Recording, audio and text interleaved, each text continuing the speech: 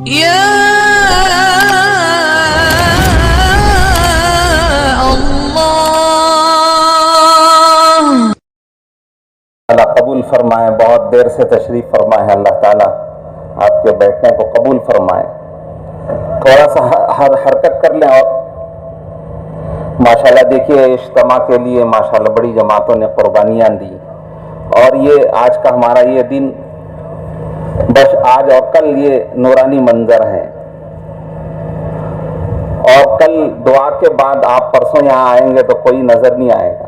انسان تو انسان, ایک چڑیا بھی نظر نہیں آئے. یہ پر رونق منظر بس آج اور کل باقی ہے. تو اللہ نے ہم کو یہاں بھیجا ہے, اس سے فائدہ اٹھانا ہے. آ جائیں, قریب آ جائیں اور تھوڑی دیر کے لیے. ماشاءاللہ جی ہم نے 2 دن قربانی دی ہیں اجتماع کے لیے. اپنے گھر بھی چھوڑے, کاروبار بھی چھوڑے, یہاں آئے ہیں. اللہ تعالیٰ قبول فرمائے. یہ دونوں دن یہ اللہ کے راستے میں ہے. حدیث پاک میں آتا ہے کہ آدمی ایک صبح ایک شام اللہ کے راستے میں لگاتا ہے تو فرمایا کہ دنیا اور دنیا میں جو کچھ ہے اس سے افضل ہے. لغدوۃ فی سبیل اللہ اور روحۃ خیر من الدنیا وما فیہا. کہ ایک صبح کسے کہتے ہیں اور ایک شام کس کو کہتے ہیں؟ صبح کہتے ہیں فجر سے لے کے ظہر تک کو, اس کو صبح کہتے ہیں. اور شام کس کو کہتے ہیں؟ ظہر سے لے کے مغرب تک کو. مغرب کے بعد رات ہوتی ہے. تو ایک صبح یا ایک شام گویا کہ ہمارے اعتبار سے آدھا دن. کوئی آدمی آدھا دن اللہ کے راستے میں لگاتا ہے تو کتنا اجر و ثواب فرمایا. دنیا اور دنیا میں جو کچھ ہے ان سب سے افضل و بہتر ہے. کیا مطلب؟ دنیا میں جو کچھ ساز و سامان ہے, سونا چاندی ہیرے جواہرات, یہ سب کچھ آدمی صدقہ کر دے اور خرچ کر دے تو بھی وہ اجر و ثواب نہیں پا سکتا جو اجر و ثواب اللہ کے راستے میں نکلنے پر ملتا ہے. تو یہ دونوں دن ہمارے کس میں ہیں؟ اللہ کے راستے میں ہیں. آج کی رات اللہ کے راستے کی رات ہے. اللہ کے نبی صلی اللہ علیہ وسلم کے زمانے میں جماعت بنی اور رات ہو گئی تو انہوں نے کہا کہ اللہ کے نبی صلی اللہ علیہ وسلم ہم صبح چلے گئے تو کیسا رہے گا؟ آپ نے فرمایا, آپ صلی اللہ علیہ وسلم نے, کیا تم نہیں چاہتے کہ آج کی رات جنت کے باغوں میں سے ایک باغ میں گزرے؟ کیا مطلب؟ یہ تم اللہ کے راستے میں رات گزارو گے تو گویا تمہارا یہ رات اللہ کے راستے میں گزارنا ایسے جیسے جنت میں رات گزارنا ہے. ہاں, جنت دلانے والی رات ہے. تو ہمارا یہ آج کا یہ دن اور کل کا یہ دن ہمارے زندگی کے خوش نصیب ایام میں سے ہیں. اس پر تو اللہ تعالیٰ انعام دیں گے. جو وقت اور جو مال, جو صلاحیتیں اللہ کے راستے میں لگ گئی اس پر تو انعام ملتا ہے. اور دنیا کے پیچھے جو لگ جاتا ہے اس پر, ابھی ماشاءاللہ ہمارے مولانا نے بڑی تفصیل سے ہمارے سامنے بات فرمائی کہ اللہ تعالیٰ نے یہ دنیا کی مختصر سی زندگی دی ہے اور کس کے لیے دی ہے؟ آخرت کی تیاری کے لیے. کہ دنیا کے یہ مختصر سی زندگی, یہاں کی زندگی نہ ہمیشہ رہنے والی ہے, نہ یہاں کی جوانی ہمیشہ رہے گی, نہ یہاں کی صحت ہمیشہ رہتی ہے, نہ یہاں کی دولت ہمیشہ رہتی ہے. یہاں کی چیزوں کی کوئی گارنٹی نہیں, نہ جوانی, نہ زندگی کی, نہ جوانی کی, نہ صحت کی, نہ دولت کی, کسی چیز کی گارنٹی نہیں ہے. اور دنیا میں انسان, ہر آدمی چاہتا ہے کہ اسے اچھی زندگی ملے, چاہتا نہیں چاہتا ہے ہمیشہ کی جوانی ملے. دیکھا ہوگا نا آپ نے آج کل کے نوجوان کیسے کرتے ہیں, اسمارٹ بننے کے لیے جم کو جاتے ہیں, ورزش کرتے ہیں, پتہ نہیں کیا کیا کرتے ہیں. ہاں, کیا سوچتے ہیں کہ میں ہمیشہ ینگ رہوں, جوان رہوں. رہے گا, 1000 اور لاکھ چاہے تو بھی بڑھاپا تو آ کر رہے گا. لیکن اللہ کہتے ہیں کہ یہ چیزیں دنیا میں تو ہم نہیں دیں گے لیکن تم کو جنت میں دیں گے. ایسی زندگی دیں گے جس میں موت نہیں ہے, ہمیشہ ہمیشہ زندہ رہو گے. اور ایسی جوانی دیں گے کبھی اس میں بڑھاپا نہیں آئے گا, ہمیشہ جوان رہو گے. 100 سال نہیں, 1000 سال نہیں, لاکھ نہیں, کروڑ نہیں, ہمیشہ ہمیشہ کے نوجوان رہو گے. اور صحت جی صحت, ہمیشہ کی صحت. دنیا کی صحت کی کوئی گارنٹی نہیں ہے, کوئی گارنٹی, کوئی گارنٹی نہیں. آدمی صبح صحت مند اٹھتا ہے تو شام بیمار ہو جاتا ہے, اور شام سوتا ہے تو صبح اٹھتا ہے تو بیمار ہو جاتا ہے. اور ایسی بیماریاں کہ ڈاکٹر خود حیران نہ اس کا نام جانتے ہیں نہ بیماری کو جانتے ہیں, ایسی ایسی بیماریاں. لیکن جنت میں اللہ تعالیٰ ایسی صحت دیں گے کہ بیماری کا نام و نشان نہیں ہوگا. اور مال و دولت اور نعمتیں, فرمایا کہ وفیہا ما تشتہیہ الانفس, تمہارا جو جی میں آئے وہ پورا کریں گے. تمہارے من میں اور جی میں جو آئے گا وہ, بلکہ اس سے بھی زیادہ آگے آدمی اس کی سوچ بھی نہیں سکتا ہے. حدیث پاک میں آتا ہے ما لا عین رأت ولا اذن سمعت ولا خطر علی قلب بشر. اللہ کہتے ہیں میں نے اپنے نیک بندوں کے لیے ایسی نعمتیں تیار کی ہیں, نہ کسی آنکھ نے دیکھا, نہ کسی کان نے سنا, اور نہ کسی کے دل میں آ سکتا ہے. اللہ نے ایسی نعمتیں رکھی ہیں. لیکن کن کے لیے؟ جیسے ابھی بتایا کہ ہماری ابھی یہ مختصر سی زندگی کہ دین پر آ جائے اور دین کی محنت پر آ جائے. آج اللہ معاف فرمائے 24 گھنٹے میں ہمارے کتنے گھنٹے اور کتنے دن اور کتنا وقت دین پر لگتا ہے, کتنا جان و مال لگتا ہے, سوچ کر دیکھیں. نتیجہ کیا ہے دنیا کی محنت پر؟ دیکھیے دنیا کی محنت کا نتیجہ کیا ہے.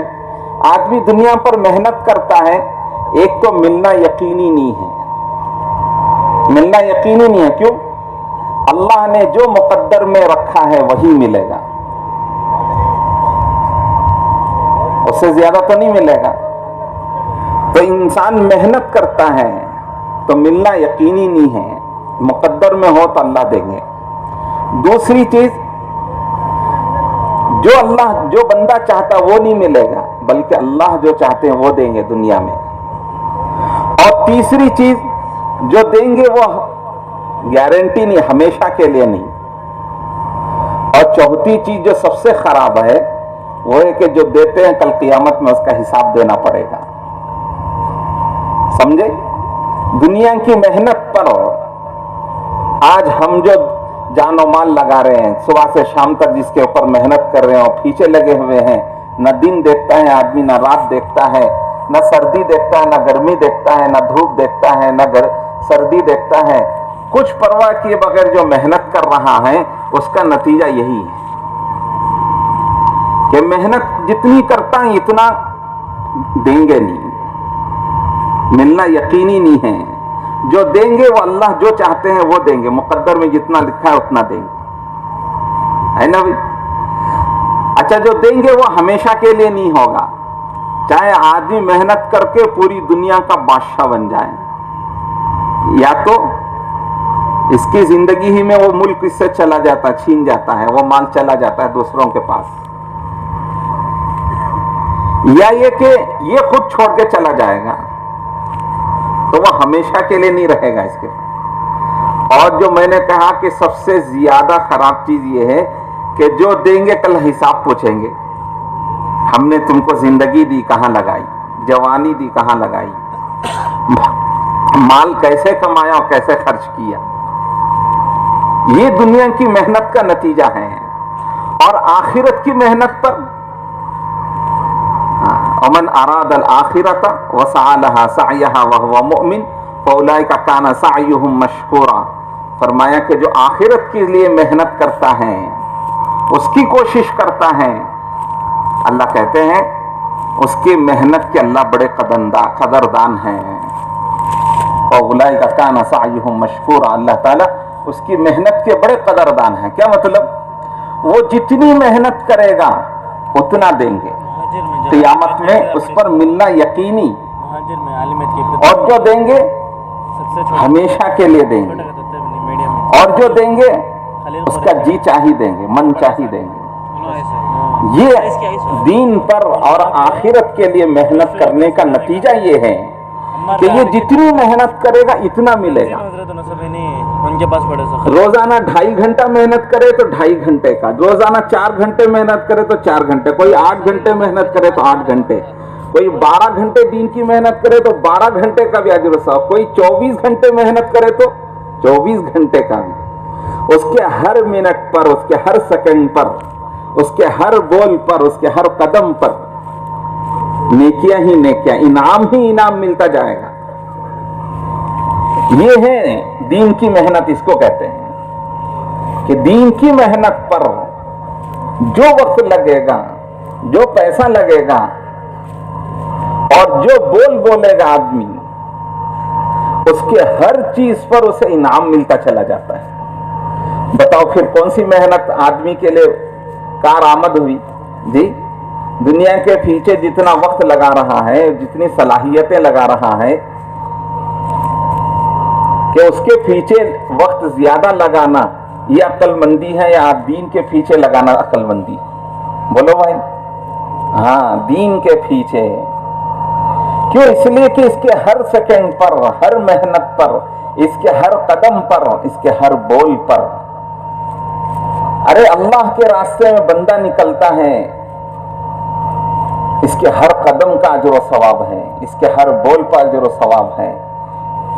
और यहां तक कि जो गर्द व गुबार इस पे लग जाता है उसका बदला अल्लाह क्या देते हैं? बोलो, गर्द व गुबार आदमी की पसंदीदा चीज है? हाँ, नापसंदीदा है, कोई आदमी चाहता नहीं है। अब यही देखो, अल्लाह जी इज्तिमा में आए हो, थोड़ी सी गर्द व गुबार लग जाती है तो आदमी को बेकरारी होती है कि वे धूल उड़ गई, मिट्टी लग गई। हालांकि ये आदमी के नजदीक हकीर है, आदमी नहीं पसंद करता है, लेकिन अल्लाह के रास्ते की से निस्बत लग जाती है। अल्लाह के रास्ते का गर्द व गुबार, फरमाया बुखारी शरीफ की हदीस है, जिस बदन पर अल्लाह के रास्ते का गर्द व गुबार लग जाए उस पर जहन्नम की आग हराम हो जाती है। बोलो कितना बड़ी चीज है। एक हकीर और जलील चीज जिसे आदमी पसंद नहीं करता, लेकिन अल्लाह के रास्ते के गर्द व गुबार का बदला अल्लाह क्या दे रहे? उस पर जहन्नम की आग को हराम फरमा देते।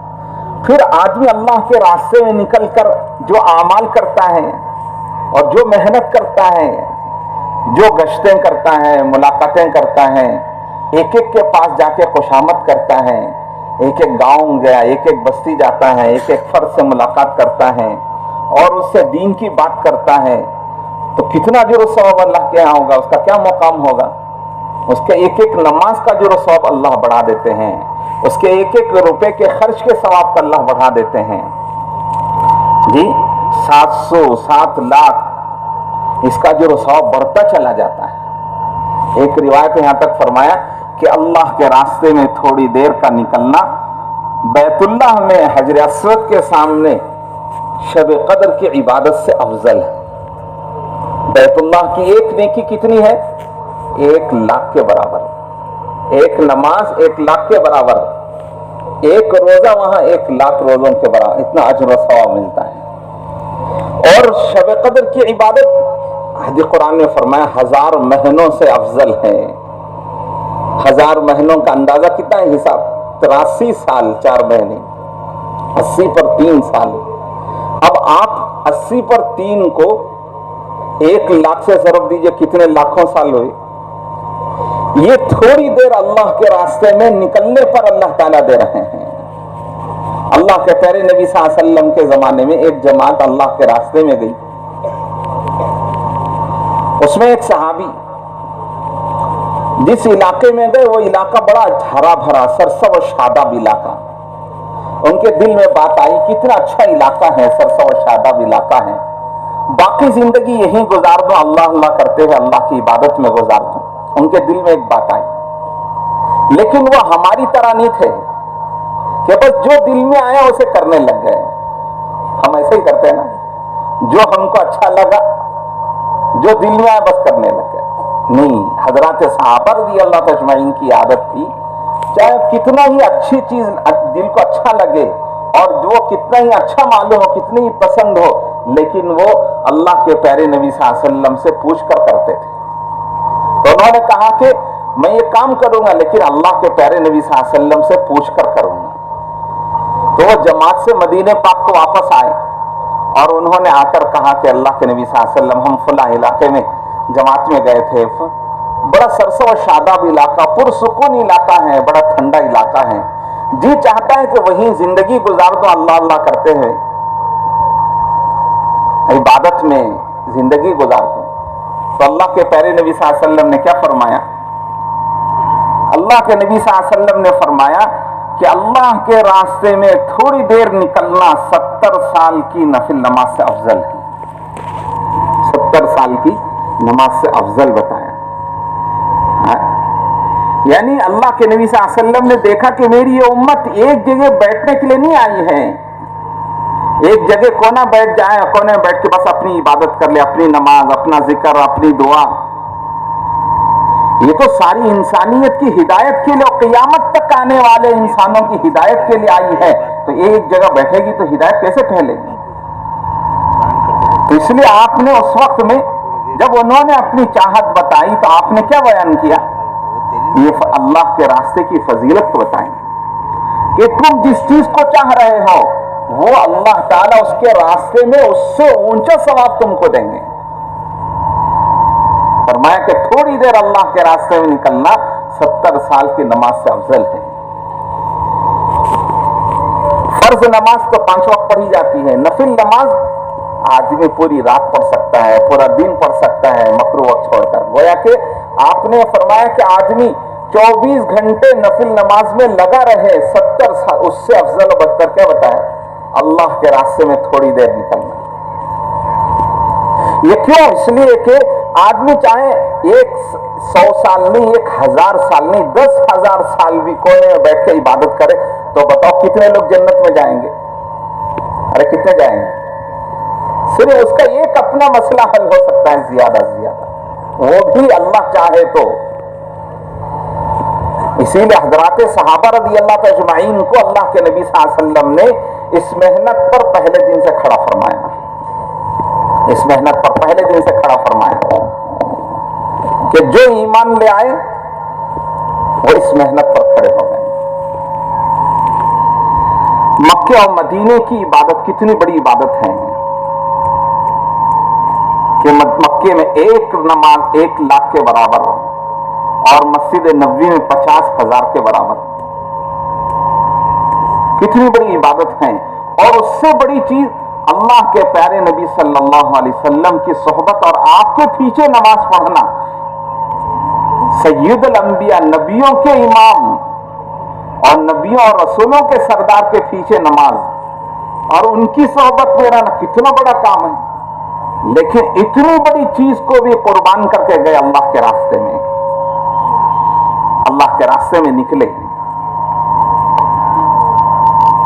کہ حضرات صحابہ رضی اللہ اجمعین کی اس قربانی سے اللہ نے ساری دنیا میں ایمان اور اسلام کو پھیلایا۔ اس لیے اللہ نے اس امت کو ایک بڑے مقصد کے لیے پیدا کیا۔ وہ مقصد کیا ہے؟ دین کی محنت کے لیے، اس دعوت کی محنت کے لیے۔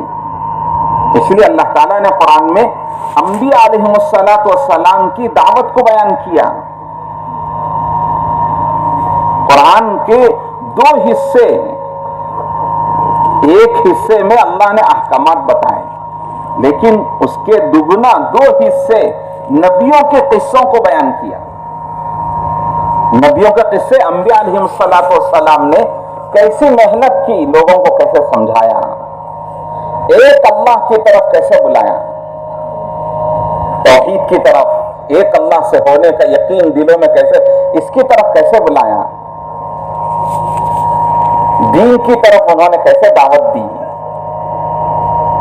حضرت ابراہیم علیہ السلام کا قصہ بیان کیا۔ حضرت ابراہیم علیہ السلام نے قوم میں جا کر عوام میں بھی محنت کی اور گھر میں بھی محنت کی، اپنے والدین کو بھی سمجھایا اور یہاں تک کہ بادشاہ تک گئے، نمرود تک گئے، اسے بھی سمجھایا، اللہ کی طرف بلایا۔ حضرت موسیٰ علیہ السلام کا قصہ بیان کیا کہ حضرت موسیٰ علیہ السلام نے کیسے دعوت دی۔ حضرت موسیٰ علیہ السلام نے ایک طرف تو بنی اسرائیل کو سمجھایا، ان کو دعوت دی اعمال کی طرف، صحیح ایمان کی طرف، عقائد کو صحیح کرنے کی طرف، نمازوں کی طرف، اخلاق کی طرف دعوت دی۔ دوسری طرف فرعون جو خدائی کا دعویٰ کر بیٹھا تھا، انا ربکم الاعلی، میں ہی سب سے بڑا تمہارا خدا ہوں، یہ کہنے والا، اس کی طرف بھی اللہ نے بھیجا حضرت موسیٰ علیہ السلام کو۔ موسیٰ علیہ السلام فرعون کو بھی دعوت دے رہے ہیں، اور فرعون کی قوم قبطی جو کافر اور مشرک ہیں ان کی طرف بھی دعوت دے رہے ہیں حضرت موسیٰ علیہ السلام، کہ اللہ نے دکھایا کہ دیکھو کیا نبیوں نے کیسی محنت کی، حضرت موسیٰ علیہ السلام نے فرعون کو کیسے دعوت دی اور بنی اسرائیل کو کیسے سمجھایا۔ حضرت شعیب علیہ السلام کی دعوت، شعیب علیہ السلام تاجروں میں اور بزنس مینوں میں، دکانداروں میں آ کر محنت کی کہ کاروبار میں اللہ کے حکم کو زندہ کرو، سچائی امانت دار سے تجارت کرو، کہ اللہ نے نبیوں کو بھیجا اور انبیاء علیہ السلام نے آ کر ہر طبقے میں محنت کی اور ہر جگہ پر محنت کر کے سمجھایا۔ یوسف علیہ السلام کو قید خانے میں ڈال دیا گیا، لیکن اس جیل خانے میں بھی اپنے مقصد کو نہیں چھوڑا، وہاں بھی لوگوں کو اللہ کی طرف بلا رہے ہیں۔ حضرت نوح علیہ السلام کی دعوت کو اللہ نے قرآن میں بیان کیا، انی دعوت قومی لیلا و نہارا، اے اللہ میں نے دن اور رات بلایا تیرے بندوں، دن میں بھی بلایا، رات میں بھی بلایا، کہ ہماری طرح نہیں 10 منٹ گئے بس آ گئے، نہیں، صبح سے شام تک محنت کرتے تھے، پوری رات محنت کرتے اور سمجھاتے تھے۔ کیسے کھلے طور پر بھی سمجھایا، بیان کر کے بھی سمجھایا، ایک ایک کو بھی جا کے سمجھایا۔ یہ اللہ نے نبیوں کی دعوت قرآن میں کیوں بیان کی؟ کیونکہ اس امت کو قیامت تک یہ کام کرنا ہے۔ ہمارے آقا تاجدار مدینہ حضرت رسول پاک صلی اللہ علیہ وسلم آخری نبی ہیں، قیامت تک کوئی نبی نہیں آئیں گے، لیکن انسانوں کا سلسلہ رہے گا، قیامت تک انسان آتے رہیں گے، اور قیامت تک آنے والے انسانوں کی کامیابی کس میں ہے؟ اللہ نے اسی دین کے اندر رکھا ہے۔ اب بتاؤ کہ دین کیسے آئے گا زندگیوں میں؟ جی دین کیسے آئے گا؟ دعوت سے، دین کی محنت سے۔ تو اس لیے حضرت رسول پاک صلی اللہ علیہ وسلم نے اس امت کو پہلے دن سے کھڑا فرمایا اس محنت پر، کہ جو ایمان لے آئے وہ آپ کی فکروں کو اپنی فکریں بنائی اور آپ کی محنت کو اپنی محنت بنائی اور آپ صلی اللہ علیہ وسلم کے کام کو اپنا کام بنایا، کہ آپ کی محنتوں اور فکروں سے کہ ساری دنیا میں دین اور اسلام پھیلا ہے۔ حضرت ابو ذر غفاری رضی اللہ تعالیٰ عنہ ایمان لے آئے، حضور صلی اللہ علیہ وسلم سے فرمایا کہ اللہ کے مثال سے مجھے اجازت دیجیے، میں ان کے درمیان، بے ایمانوں کے درمیان جا کے کلمہ شہادت پڑھوں گا اور ان کو دعوت دوں گا۔ کہ اللہ کے نبی صلی اللہ علیہ وسلم نے، آپ جانتے تھے کہ اس زمانے میں ایمان لانے والوں پر جو حالات تھے، لوگ ان کو مارتے اور پیٹتے تھے، سزائیں دیتے تھے، ایسی سخت سزائیں کہ آج ہم سوچ نہیں سکتے اور تصور نہیں کر سکتے۔ کسی کو آگ کے انگاروں پر لٹایا جا رہا ہے اور لوہے کی سلاخوں سے داغا جا رہا ہے، بھوکا پیاسا رکھا جا رہا ہے، رات دن اور پٹائی کی جا رہی ہے، اور عرب کی وہ تپتی ہوئی ریت میں لٹا کر سینے پر چٹانیں اور پتھر رکھا جا رہا ہے، اور گلے میں رسی ڈال کر جانوروں کی طرح سے کھینچا جا رہا ہے، ایسے سخت حالات۔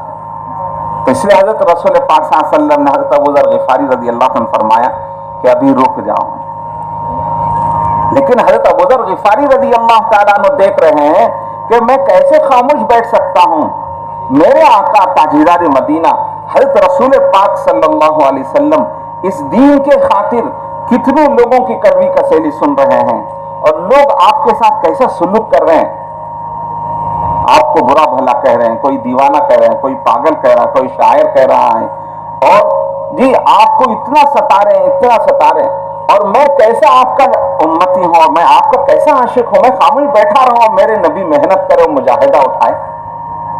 तो हुजूर से बार बार इसरा करते रहे, इजाजत लेके जाकर उन्होंने बेईमानों के दरमियान इस कलमे को पढ़ा, उसकी दावत दी। कलमा पढ़ना था और दावत देना था, चारों तरफ से लोग टूट पड़े उन पर, इतना मारा कि उनको जख्मी करे, यहां तक के बेहोश हो गए और मरने के करीब हो गए। हजरत अब्बास रज़ी अल्लाह ताला अन्हु दरमियान में आकर लोगों से कहा, कह रहे तुम किसको मार रहे हैं? ये कबीला गिफार का आदमी है, मक्के वाले मुल्क शाम को तिजारत के लिए जाते थे। फरमाया कि ये कबीला तुम्हारे रास्ते में पड़ता है, मुल्क शाम के रास्ते, अगर ये मर गया तो फिर तुम्हारा रास्ता बंद हो जाएगा तिजारत का। लोगों ने छोड़ दिया ये सुनकर। लेकिन हजरत अबू ज़र गिफारी रज़ी अल्लाह ताला अन्हु का ये जज्बा इतना मार खाने के बावजूद भी ठंडा नहीं हुआ, बल्कि फिर दूसरे दिन इसी जज्बे के साथ जाकर फिर लोगों को दावत देते हैं। क्यों? देख रहे हैं कि मेरे आका रसूल पाक सल्लल्लाहु अलैहि वसल्लम इस मेहनत के लिए दिन और रात मेहनत कर रहे हैं और तड़प रहे हैं और कोशिश कर रहे हैं, लोगों की कड़वी कसेली सुन रहे हैं, तो मैं कैसे बैठ सकता हूं? तो दूसरे दिन भी इसी तरह दावत दी, तो लोगों ने फिर दूसरे दिन भी इसी तरह उनकी इतनी सख्त पिटाई की कि बेहोश हो गए, मरने के करीब हो गए। फिर हजरत अब्बास रज़ी अल्लाह तआला के हटाया।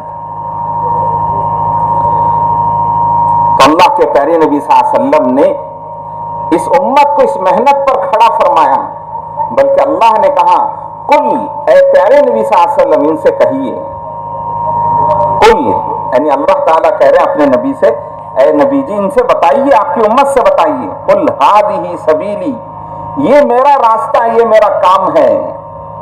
क्या काम है, क्या रास्ता है? अदउ इलल्लाह अला बसीरतिन, कि मैं पूरी बसीरत और यकीन के साथ अल्लाह की तरफ बुलाता हूं, कि इसी काम में और इसी मेहनत में कामयाबी है। पूरी बसीरत के साथ मैं अल्लाह की तरफ बुलाता हूं।